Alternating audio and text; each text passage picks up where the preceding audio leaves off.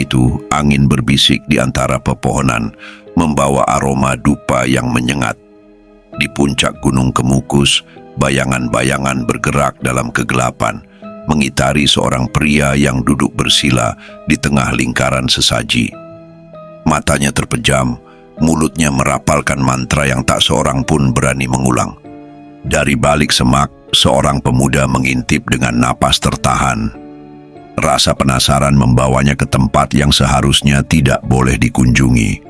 Namun sebelum ia bisa berbalik, suara tawa lirih menggema. Suara yang tak berasal dari manusia. Gunung Kemukus menyimpan rahasia kelam, sebuah ritual pesugihan yang menuntut lebih dari sekadar nyawa. Sekali melangkah masuk, tak ada jalan keluar. Selamat mendengarkan di kisah kelam pesugihan di Gunung Kemukus. Beranikah kau mendengarnya sampai akhir? Malam itu, Andi mengendarai motornya menuju Gunung Kemukus. Jalanan sepi, hanya ditemani suara jangkrik dan sesekali lolongan anjing dari kejauhan. Di jok belakang, ia membawa sesajen, ayam hitam, kembang 7 rupa, dan dupa yang sudah disiapkan oleh seseorang yang disebutnya guru spiritual. Andi bukan orang bodoh. Ia tahu pesugihan bukan jalan yang benar, tapi keadaan memaksanya. Usaha keluarganya bangkrut, utang menumpuk, dan setiap hari istrinya menangis karena tagihan yang tak terbayar. Ia butuh uang, dan butuhnya sekarang. Sesampainya di kaki gunung, seorang pria tua sudah menunggu. Wajahnya penuh keriput, sorot matanya tajam. "Kamu sudah siap?" tanya pria itu dengan suara rendah.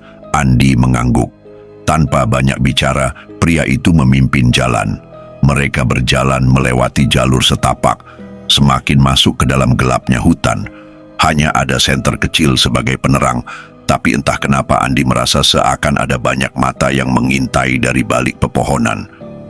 Setelah hampir 1 jam, mereka sampai di sebuah tanah lapang kecil, diapit oleh batu-batu besar yang tampak seperti reruntuhan kuno. Pria tua itu mulai menyiapkan sesajen, lalu menyalakan dupa. Bau menyengat menusuk hidung. "Duduk, pejamkan mata, dan jangan bicara," perintahnya. Andi menurut. Dalam diam ia mendengar suara-suara aneh, seperti bisikan yang datang dari segala arah meskipun tak ada angin. Lalu, tiba-tiba tubuhnya terasa dingin, seperti ada sesuatu yang berdiri di belakangnya. Nafasnya berat, dadanya sesak. Ia ingin membuka mata, tapi pria tua itu mendesis, "Jangan." Detik berikutnya, suara tawa lirih terdengar. Perempuan. Jauh, tapi mendekat. Andi menggigit bibirnya, tubuhnya gemetar, jantungnya berdegup kencang. Kemudian di telinganya suara itu berbisik, "Kamu siap bayar harganya?" Andi merasakan napas hangat di lehernya. Ia tak berani menjawab, tapi malam itu pesugihan sudah dilakukan. Dan sejak saat itu, hidup Andi tak akan pernah sama lagi. Sejak malam itu Andi merasa ada sesuatu yang berubah. Awalnya, semuanya berjalan sesuai harapannya. Usaha kecilnya yang semula sepi tiba-tiba ramai pelanggan. Uang mengalir deras bahkan tanpa ia mengerti dari mana asalnya. Setiap proyek yang ia pegang selalu berhasil dan dalam waktu singkat ia bisa melunasi utangnya. Tapi ada yang mengganjal. Setiap malam Andi mulai mendengar suara langkah kaki di rumahnya. Kadang terdengar di dapur, kadang di ruang tamu. Padahal istrinya sudah tidur dan rumah mereka hanya berdua. Suatu malam ia terbangun karena suara bisikan. Jantungnya berdegup kencang. Ia menoleh ke samping, memastikan istrinya masih tidur. Tapi saat matanya mengarah ke sudut kamar, di sana, di balik gorden yang sedikit terbuka, sesosok bayangan berdiri. Tinggi, kurus, rambut panjang menutupi wajahnya. Andi terdiam, keringat dingin mengalir di pelipisnya. Bayangan itu tidak bergerak, tapi keberadaannya terasa begitu nyata. Andi memejamkan mata, berharap itu hanya halusinasi. Tapi saat ia membuka mata kembali, sosok itu sudah lebih dekat. hanya berjarak 1 meter dari tempat tidurnya. Andi melompat dari ranjang, tubuhnya gemetar. Tapi begitu ia berkedip, sosok itu menghilang. Sejak kejadian itu, gangguan semakin sering terjadi. Dupa yang ia letakkan di meja kerja tiba-tiba jatuh sendiri. Pintu rumah terbuka tengah malam. Dan yang paling mengerikan, istrinya mulai sering terbangun dengan luka lebam di lengannya. Suatu malam, ketika Andi pulang larut, ia mendapati istrinya menangis di ruang tamu. Ada perempuan yang membisikkan sesuatu di telingaku, isaknya. Andi terdiam. Dia bilang, "Aku harus pergi, atau aku yang akan jadi gantinya." Saat itu, Andi sadar. Kekayaan yang ia dapat bukan tanpa konsekuensi. Ada sesuatu yang menunggunya, menagih janji yang ia buat di Gunung Kemukus. Dan kini, waktu yang diberikan kepadanya semakin menipis. Sejak malam itu, Andi tak bisa lagi tidur nyenyak. Istrinya makin sering ketakutan, mengaku melihat bayangan hitam di sudut kamar, atau mendengar suara perempuan tertawa di dalam rumah. Puncaknya terjadi seminggu kemudian.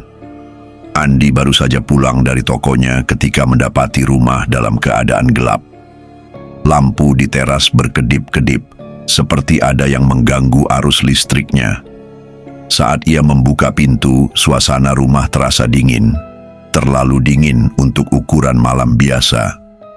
"Ira," panggilnya, mencari istrinya, tapi tak ada jawaban. Jantungnya berdetak lebih cepat. Ia berjalan perlahan ke ruang tamu, dan di sanalah ia melihatnya. Ira duduk di lantai dengan mata kosong, tubuhnya menggigil. Kedua tangannya mencengkeram lutut, mulutnya bergerak tanpa suara. "Ira, kamu kenapa?" Begitu Andi menyentuh bahunya, tubuh Ira tiba-tiba menegang. Bibirnya bergerak, dan dari mulutnya keluar suara yang sama sekali bukan miliknya. "Waktumu habis, Andi." Andi terlonjak mundur. Suara itu, suara perempuan yang selama ini membisik di telinganya. Ira tiba-tiba tertawa. Tetapi tawa itu bukan miliknya. Tawa itu berat, serak, dan menggema di seluruh ruangan. Tiba-tiba, tubuhnya tersentak ke belakang, seperti ada sesuatu yang menariknya. Andi panik. Ia menarik tubuh istrinya, mengguncangnya dengan kuat. "Ira, sadar, ini aku."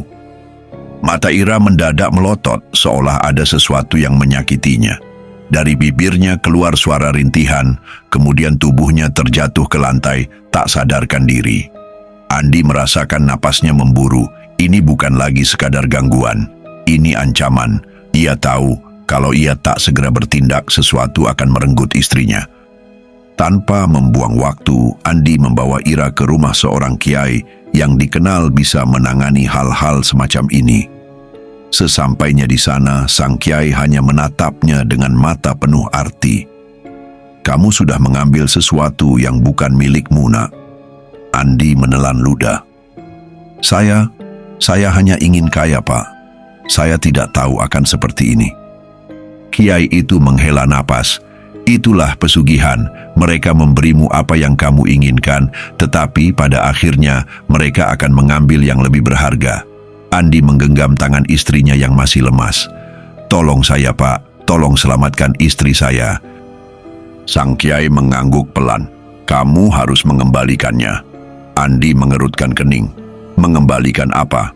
Kiai itu menatapnya tajam. "Apapun yang mereka berikan padamu, kekayaan itu harus kamu lepaskan. Jika tidak, mereka akan mengambil tumbal." Andi tercekat. Ini artinya ia harus kehilangan segalanya. Bisnisnya, uangnya, semua yang sudah ia bangun dari pesugihan itu akan lenyap. Tapi jika tidak, Ira yang akan menjadi gantinya. Dengan suara bergetar, Andi bertanya, "Bagaimana caranya?" Sang kiai menarik napas panjang. "Kamu harus kembali ke Gunung Kemukus dan menyelesaikan apa yang telah kamu mulai." Malam itu Andi sadar, perjanjiannya belum selesai, dan ia harus kembali ke tempat di mana semuanya bermula. Malam itu, tanpa membuang waktu, Andi kembali ke Gunung Kemukus. Ia membawa sesajen seperti sebelumnya, tapi kali ini tujuannya berbeda.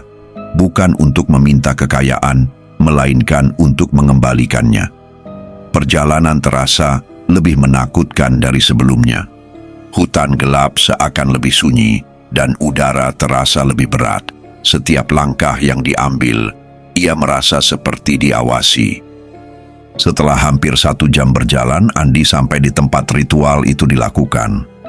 Batu-batu besar masih berdiri tegak, dan bau dupa yang aneh masih terasa di udara, seolah-olah tempat ini tidak pernah benar-benar ditinggalkan. Tiba-tiba, suara langkah kaki terdengar dari belakangnya. Andi menoleh. Di sana, berdiri pria tua yang dulu menuntunnya. Wajahnya sama, tanpa ekspresi, matanya tajam menusuk. "Kamu kembali," gumam pria tua itu. Andi menelan ludah. "Saya mau mengembalikan semuanya," ucapnya lirih. Pria tua itu tidak menjawab. Ia hanya tersenyum samar, senyum yang terasa tidak wajar di wajahnya yang kaku. Sudah terlambat, jantung Andi berdegup kencang. Apa maksudnya? Pria tua itu mendekat, suaranya pelan tetapi dingin. "Kamu sudah membuat perjanjian, kamu menerima kekayaan, dan sekarang waktunya membayar." Andi menggeleng cepat. "Tidak, saya tidak mau, saya akan mengembalikannya. Ambil semua uang saya, bisnis saya, apapun. Asal jangan istri saya." Pria tua itu tetap tersenyum. "Bukan aku yang menentukan," katanya, lalu melirik ke belakang Andi. Andi menoleh perlahan. Di balik kegelapan, sosok perempuan berambut panjang berdiri. Tubuhnya kurus, wajahnya pucat, dan matanya kosong menatap Andi. Itu suara yang selalu membisikinya. "Waktumu habis," bisiknya pelan. Andi mundur selangkah. "Aku akan mengembalikan semuanya." Suaranya bergetar. Sosok itu tetap diam. Kemudian, tanpa peringatan, ia bergerak maju dengan cepat. Angin dingin menghantam tubuh Andi, dan tiba-tiba ia merasa sesak, seolah ada sesuatu yang meremas dadanya. Ia terjatuh ke tanah, matanya berkunang-kunang. Dari sudut pandangnya, ia melihat sosok itu semakin dekat. Wajahnya hanya beberapa sentimeter dari wajahnya. "Kami tidak butuh uangmu," bisiknya. "Kami butuh nyawamu." Saat itu juga Andi merasa tubuhnya ditarik ke dalam kegelapan. Keesokan paginya, warga desa menemukan Andi tergeletak di hutan Gunung Kemukus. Tubuhnya kaku, wajahnya penuh ketakutan, dan matanya terbuka lebar seolah melihat sesuatu yang mengerikan sebelum menghembuskan napas terakhirnya. Tak ada tanda-tanda kekerasan, tak ada luka di tubuhnya. Hanya satu hal yang aneh, di tanah di dekatnya terdapat jejak kaki kecil, seolah seseorang berdiri di sampingnya semalaman.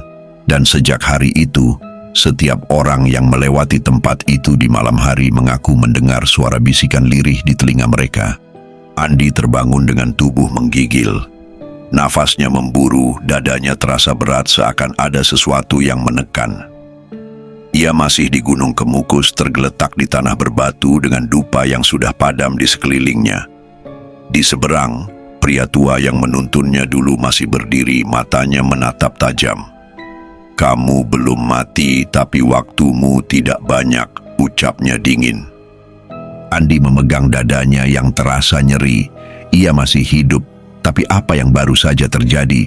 Sosok perempuan itu, suara itu, semuanya terasa begitu nyata. Dengan sisa tenaganya, Andi bangkit. "Aku sudah mengembalikan semuanya. Biarkan aku pergi." Suaranya bergetar. Pria tua itu menyeringai samar. Tidak semudah itu. Tiba-tiba, udara di sekitar mereka menjadi lebih dingin. Angin berhembus kencang, membawa suara-suara samar dari dalam hutan. Bisikan-bisikan halus menggema di telinga Andi, membuat bulu kuduknya berdiri. "Kamu tidak bisa kabur." Andi menutup telinganya, tubuhnya gemetar. "Aku sudah menyerahkan semuanya. Aku tidak mau lagi. Ambil semua uangku, bisnisku, ambil semuanya." Pria tua itu tetap diam. Kemudian Dari balik pepohonan, sosok perempuan itu muncul lagi. Rambut panjang terurai menutupi wajahnya.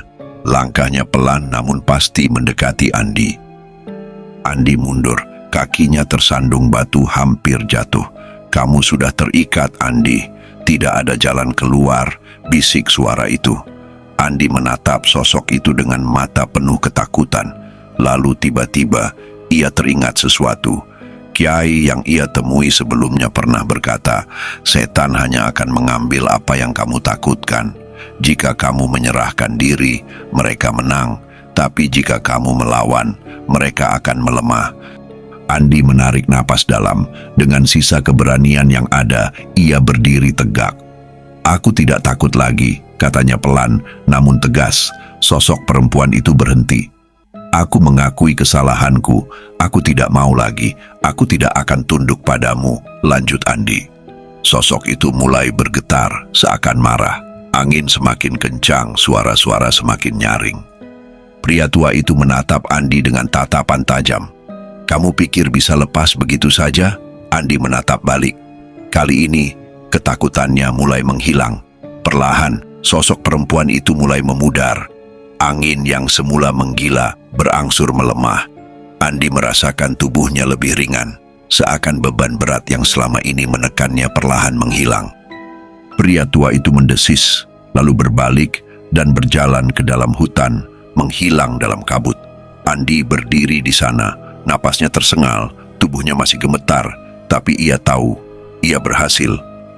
Sejak malam itu, Andi meninggalkan semua harta hasil pesugihannya. Ia kembali hidup sederhana, bekerja dari nol dengan cara yang benar. Meski usahanya lebih sulit, ia merasa lebih tenang. Namun di beberapa malam tertentu, saat ia terbangun di tengah malam, ia masih bisa merasakan sesuatu mengawasinya dari sudut kamar. Kadang ia mendengar bisikan di telinganya. "Kamu mungkin menang kali ini, tapi kami masih mengawasimu." Andi menutup matanya, berdoa dalam hati. Ia tahu, dosa masa lalu tidak akan mudah lepas begitu saja. Tapi kali ini, ia tidak akan menyerah pada ketakutan lagi. Waktu berlalu. Andi berusaha menjalani hidup normal. Ia bekerja keras, mulai usaha kecil-kecilan dari nol, dan mencoba melupakan segala hal yang pernah terjadi di Gunung Kemukus. Namun, meskipun ia sudah meninggalkan dunia pesugihan, dunia itu tidak meninggalkannya. Gangguan masih terjadi. Pada awalnya hanya hal kecil, barang-barang di rumahnya sering berpindah sendiri, pintu yang sudah terkunci tiba-tiba terbuka, atau suara langkah kaki di malam hari. Namun, lama-kelamaan, gangguan itu semakin nyata. Suatu malam, Andi terbangun karena mimpi buruk. Dalam mimpinya, ia melihat dirinya sendiri duduk di tanah, dikelilingi oleh sosok-sosok hitam. Mereka berbisik sesuatu yang tak bisa ia pahami. Lalu, dari tengah kegelapan, sosok perempuan berambut panjang itu muncul lagi. Ia tidak bicara, hanya menatapnya dengan mata kosong lalu mengulurkan tangan. Ketika Andi menolak, sosok itu tersenyum samar, senyum yang membuat darahnya membeku. "Jangan berpikir kau bisa kabur." Andi terbangun dengan napas tersengal. Dadanya sesak, tubuhnya dingin. Ia menoleh ke samping, memastikan istrinya masih tertidur. Tapi saat ia melihat ke cermin di sudut kamar, matanya membelalak. Di dalam bayangan cermin ada seseorang berdiri di belakangnya. Sosok perempuan itu. Dan kali ini ia tidak hanya sekadar bayangan. Sejak malam itu, Andi sadar bahwa semuanya belum benar-benar berakhir. Keesokan harinya, ia pergi menemui Kiai yang dulu membantunya. Kiai itu hanya menatapnya lama, lalu menggeleng pelan. "Kamu sudah mengembalikan hartanya, tapi ada sesuatu yang masih tersisa." Andi mengerutkan kening. "Apa maksudnya, Kiai?" Kiai itu menghela napas berat. Ketika seseorang melakukan pesugihan, bukan hanya harta yang diberikan, ada perjanjian yang tidak terlihat, sesuatu yang mengikat jiwamu dengan mereka. Andi menelan ludah. "Lalu, apa yang harus saya lakukan?" Kiai itu mengambil dupa, lalu mulai menyalakan api kecil. Asap tipis mulai mengepul, memenuhi ruangan dengan aroma wangi yang menusuk. "Kamu harus benar-benar memutuskan ikatan itu," ujar sang kiai. "Tapi peringatan saya, semakin kuat kamu berusaha lepas, semakin keras mereka akan menarikmu kembali." Andi merasakan tubuhnya merinding. Ia pikir semuanya sudah selesai, tapi ternyata bayangan dari Gunung Kemukus masih menginginkannya. Dan kali ini, mereka tidak akan membiarkan dia pergi begitu saja. Malam itu, Andi duduk bersila di ruangan kecil rumah sang kiai. Di sekelilingnya, dupa terbakar menyebarkan asap tipis yang berputar-putar di udara. Sang kiai duduk di depannya, merapalkan doa-doa dengan suara lirih. "Tutup matamu," perintahnya. Andi menurut, namun begitu ia memejamkan mata, tubuhnya terasa lebih berat. Ia merasa seperti tenggelam dalam kehampaan, seolah sesuatu menariknya ke dunia lain. Perlahan suara sang kiai menghilang. Saat Andi membuka matanya, ia tidak lagi berada di ruangan itu. Ia berdiri di sebuah tempat asing. Hutan gelap dengan kabut tebal menyelimuti tanah. Suasana terasa begitu sunyi, kecuali suara napasnya sendiri yang menggema di udara. Tiba-tiba, suara langkah kaki terdengar dari belakangnya. Andi berbalik. Di sana, sosok perempuan berambut panjang itu berdiri, lebih dekat dari sebelumnya. Wajahnya masih samar, tapi Andi bisa merasakan tatapan menusuk yang penuh amarah. "Kamu pikir bisa pergi begitu saja?" bisiknya. Andi merasakan jantungnya berdegup kencang, tetapi kali ini ia tidak mundur. Ia tahu jika ia menunjukkan ketakutan, semuanya akan berakhir. "Aku sudah mengembalikan semuanya," ucapnya tegas. Sosok itu tertawa lirih. "Ada satu hal yang masih milik kami." Andi mengerutkan kening. Sosok itu mendekat lalu berbisik di telinganya, "Dirimu sendiri." Tiba-tiba bayangan lain muncul di belakangnya. Andi terkejut saat melihatnya, karena yang berdiri di sana adalah dirinya sendiri. Sosok itu memiliki wajah yang sama, tubuh yang sama, tapi ada sesuatu yang berbeda di matanya. Matanya lebih gelap, lebih kosong. Andi mundur selangkah. Apa-apaan ini? Sosok kembarannya itu menyeringai. "Aku adalah bagian darimu yang mereka miliki. Aku adalah harga yang harus kau bayar." Bayangan itu bergerak cepat, mencengkeram leher Andi. Sekejap, Andi merasakan tubuhnya melemah. Seluruh hidupnya berkelebat di depan matanya. Perjalanannya ke Gunung Kemukus, kekayaan yang ia dapat, teror yang menghantuinya, dan semua ketakutan yang ia rasakan. Jika ia kalah, maka bagian gelap itu akan mengambil alih tubuhnya. Tapi tiba-tiba, ia teringat sesuatu. Pesan sang kiai, setan hanya akan mengambil apa yang kamu takutkan. Andi mengerahkan seluruh kekuatannya, menatap langsung ke mata sosok itu, dan berbisik pelan, "Aku tidak takut lagi." Saat itu juga genggaman di lehernya melemah. Sosok itu mendesis marah, tubuhnya mulai retak seperti kaca yang pecah. "Aku bukan milik kalian," lanjut Andi. "Aku tidak tunduk pada kalian." Dengan teriakan panjang, sosok bayangan itu meledak menjadi kepingan hitam, menghilang dalam kabut. Seketika, dunia di sekeliling Andi bergetar. Hutan menghilang, kabut menipis, dan semuanya berubah menjadi cahaya putih yang menyilaukan. Andi membuka matanya dengan napas terengah-engah. Ia kembali ke ruangan sang kiai, tubuhnya basah oleh keringat. Sang kiai tersenyum tipis. "Kamu berhasil." Andi menatap sekeliling, memastikan ia benar-benar selamat. Untuk pertama kalinya dalam beberapa bulan terakhir, ia merasa ringan. Tidak ada lagi bisikan. Tidak ada lagi bayangan hitam di sudut kamar. Ia telah bebas. Bertahun-tahun kemudian, Andi menjalani hidupnya dengan sederhana. Ia bekerja keras, membangun bisnis kecilnya dengan cara yang benar. Namun, di suatu malam, saat ia melewati cermin di rumahnya, ia sempat melihat sesuatu. Bayangannya tersenyum kepadanya. Tapi bukan senyum biasa. Senyum itu bukan miliknya. Dan saat ia berkedip, bayangan itu sudah kembali normal. Sejak saat itu, Andi tidak pernah lagi menatap cermin terlalu lama. Terima kasih sudah menonton. Jika kalian suka video ini, jangan lupa like, share, dan subscribe agar tidak ketinggalan kisah-kisah horor lainnya. Punya pengalaman mistis? Tulis di kolom komentar, siapa tahu cerita kalian akan kita bahas di video berikutnya. Sampai jumpa.